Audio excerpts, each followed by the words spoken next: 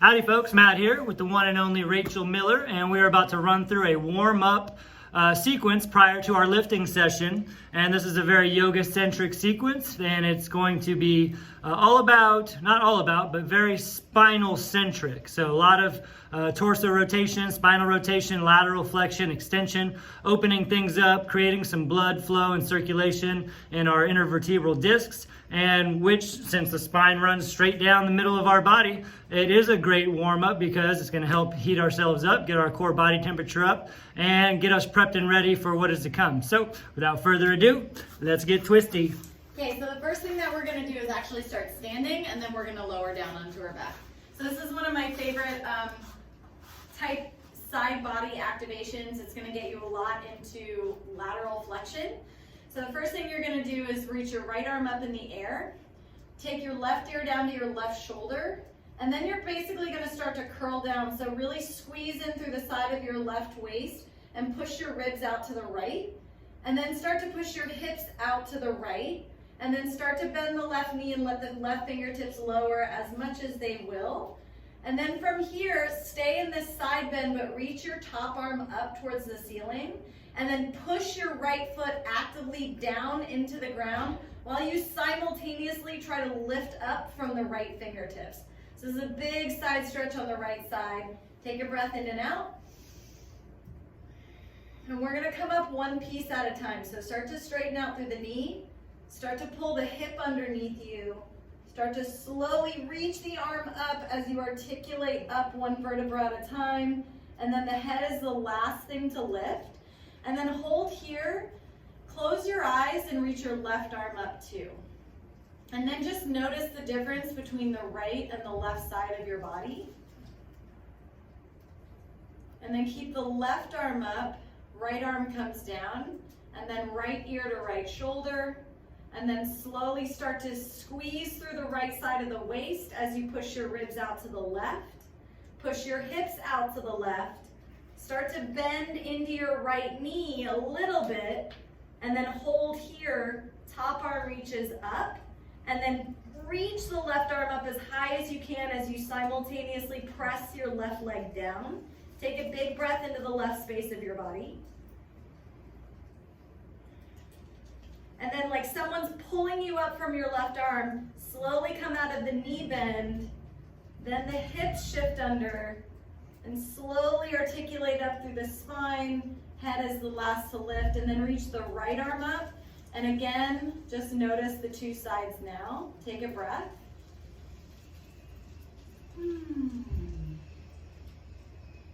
Excellent. And then go ahead and come onto your back. So we'll set up like we normally do for bridge pose, and don't keep the heels super close in towards the bum. We want to go a little bit more for glute activation. So if your heels are super close in towards your bum, sometimes that'll go a little bit more into your lower back than your glutes. So with your feet hips distance apart, you're slowly going to tuck your tailbone, tuck your pelvis underneath you until your lower back kind of flattens there. And then you want to keep this tucking action as you press through the heels, slowly lifting your hips up one vertebra at a time. Keeping the tailbone pretty tucked there, belly button pulls into the spine, and once you're up, hold there, take a breath in. We're gonna lower down one vertebra at a time. So think about like a strand of pearls, and each pearl hits first before the next one as you lower all the way down. Try to hit your lower back before your butt, and then let your lower back lift away from the ground. And then pull your lower back to the ground, press through the heels, slowly roll up. At the top, you'll take a breath in.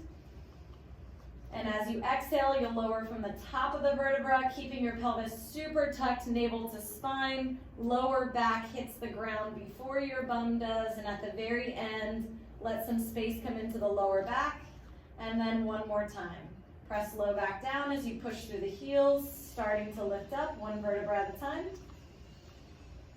And then pulling and tucking the pelvis underneath you as you slowly articulate the spine one down at a time. And then on the bottom, just pause, close the eyes, take a breath.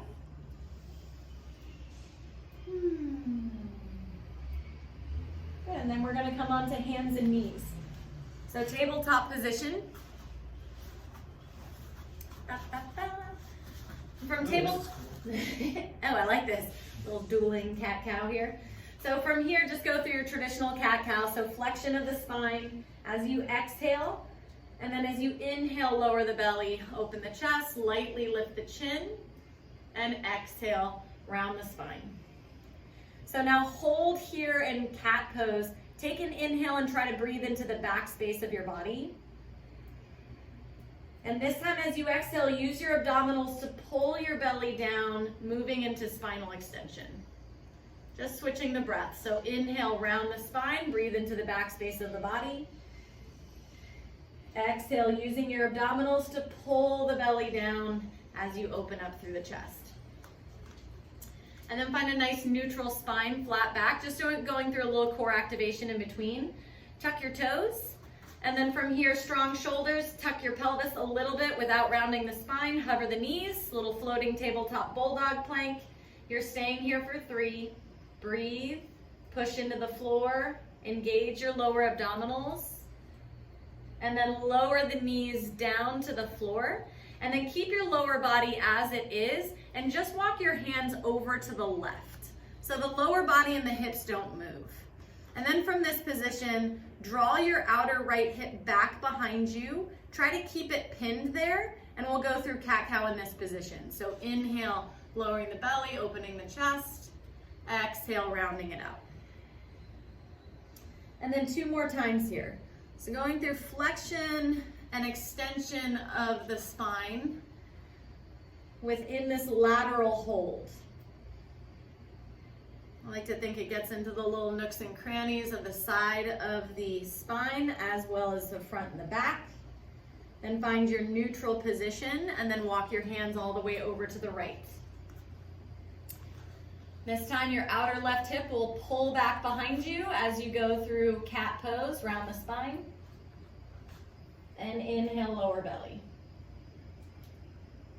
2 more times. That left hip is going to want to creep forward, so just kind of be mindful to draw it back.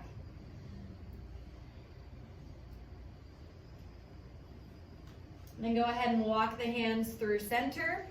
Toes tucked if they're not already there. 1 more time in bulldog plank. Engage the abdominals. Hold for 3, 2. Lower the knees down to the ground. Now bring the knees in and bring your feet out. So you're kind of in this position right here with the legs. So this time the emphasis is more on internal rotation for the pelvis while we go into flexion and extension of the spine. So on the inhale, lower the belly, open the chest. For me, I get very, very little. My internal rotation isn't that great. And then on the exhale, rounding the spine. Just a couple more like that, really emphasizing on what you're feeling through the pelvis here. And trying to kind of shift your tailbone and focus on that even a little bit more than just the lower back. And then we'll do same thing, cat-cow, but now an external rotation. So your feet will come together, your knees are going to be a little bit wider than where your arms are at, and same thing, 3 times. Emphasizing the tuck of the tailbone and kind of thinking about lifting the tailbone up and back, feeling your pelvis moving around there.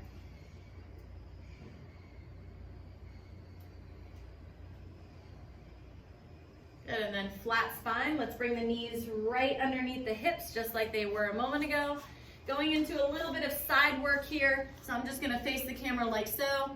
You're going to take your right leg straight out to the right. And then you're going to stand up on your knee. My face is a little bit chopped off, but you can still hear my loud ass voice. So arms will come out to the side.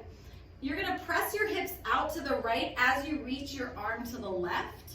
And now use your hip. Focus on the hip shifting back underneath you to come back into a vertical position.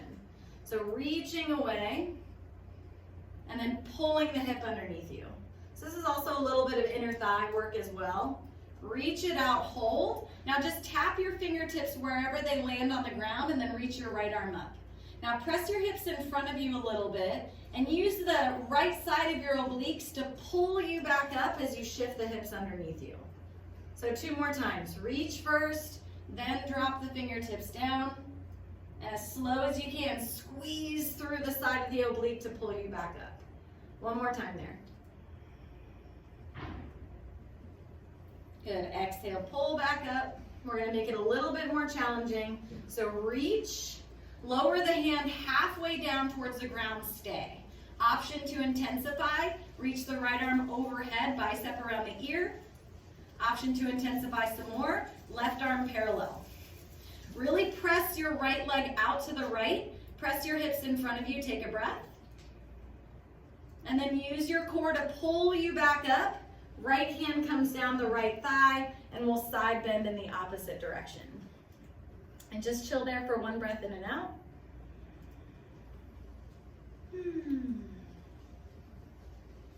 Good, come all the way back up through to center, and let's switch. Left leg out to the left. Arms parallel. Reaching the arm out first, sliding the hip in opposition, and then use your hip to pull underneath you to re-verticalize yourself. That's a new word. I made it up. You can use it. I'll steal it. Re-verticalize. And then 1 more time, you're gonna reach out this time, pause, let the arm just land where it does. Good, top arm up towards the ceiling. And then really use your top oblique here to squeeze you back up, and the hip will slide underneath you. So it's a reach out, tap the fingertip, and then squeeze the top abdominals to lift you back up. 1 more time. Reach, keep the hips extended in front of you as best as you can. Good, squeeze the left obliques to come up. And then 1 more time. Reach, halfway down towards the ground. Option here, top arm up. Option B, bottom arm parallel. Press the hips out in front of you. Hold for 3, tight through the midline, 2, and then engage to pull you back up. Left arm down the left thigh, side bend over to the left. Think about pushing your right knee into the ground. Take a big breath in and a big breath out. Good, come all the way back up. And there you go. Spine moves through flexion, extension, and lateral flexion and extension as well. Enjoy. Oh, that was wonderful. And per usual, I love how that's a good blend of active, hard work and some relaxing kind of passive. Let yourself drop into it and open up more what you might, or for newbies like me, what we might consider yoga. So that fits the bill for any type of warm-up, regardless of what your workout is, because this could be more of a general GPP phase. Again, this is focusing on your core, what's going on in your trunk, which is conducive regardless of what your focus is for the training session. After something like this, you could move on to something that's a little bit more specific to the training session that's about to transpire. So feels wonderful. That is something that's definitely worth repeating. Consistency is a pillar of success, consistency and repetition. So I can tell that as simple as that was, there is a lot that I can gain out of it by repeating that almost every day, and that's what I'm going to do for about the next week. And when it comes to trying something new, that's a little trick that I do for myself and for my clients, is if we're implementing something, it's obviously not going to be very high intensity right out of the gate, because you're learning the movement patterns, how to breathe with it, how to control every aspect of it, working on quality over quantity. So it is highly repeatable. So if I hammer the repetition several times in a week, then I can get great benefit out of that, because it shouldn't really set me back much, because I'm not going super hard at it, just like we would with a lot of training stimuli. So thank you, Rachel. That was awesome. And we'll catch you next time.